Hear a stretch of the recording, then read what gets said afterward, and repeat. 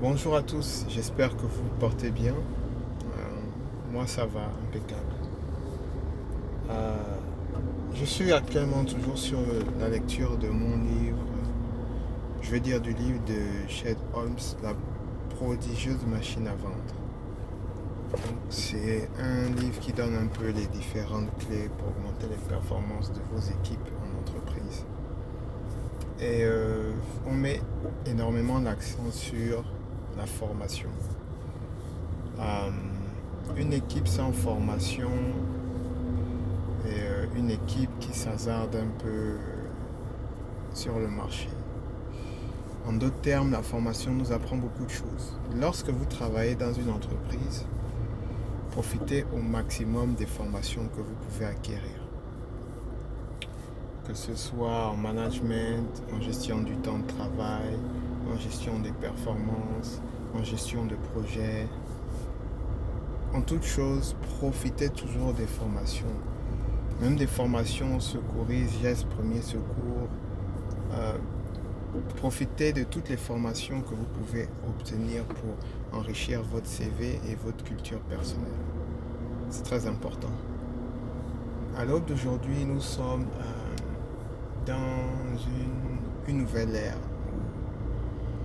Euh, Nous sommes dans l'information continue, la culture de la performance pour développer le continent africain.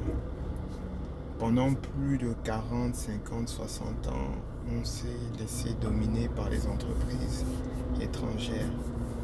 Et alors je me dis, 60 ans plus tard, on a suffisamment emmagasiné d'expérience, de formation pour pouvoir aujourd'hui créer nos propres entreprises, pour pouvoir nous donner à fond, créer de la richesse et créer de l'emploi, parce que aujourd'hui l'exode rural et tout ce qui se passe au-delà de la Méditerranée n'est que le fruit de cette absence-là de réels entrepreneurs locaux. On se dit il n'y a pas assez d'emplois, il y a le chômage, en dépit de l'exode rural, il n'y a pas de travail en ville, donc on va aller hors du pays et c'est ce qui se passe.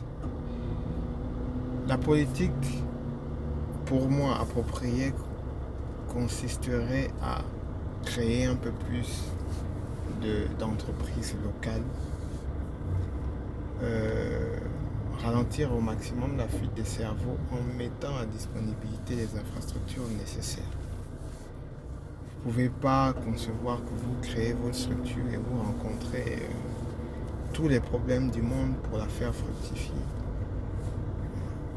Comment ça se fait que la majorité, 80% des entreprises, tombent 5 à 6 ans plus tard? Donc c'est ça. Quand vous avez franchi en général le cap des 10 ans, c'est déjà pas mal. Il faut se fier à l'expérience.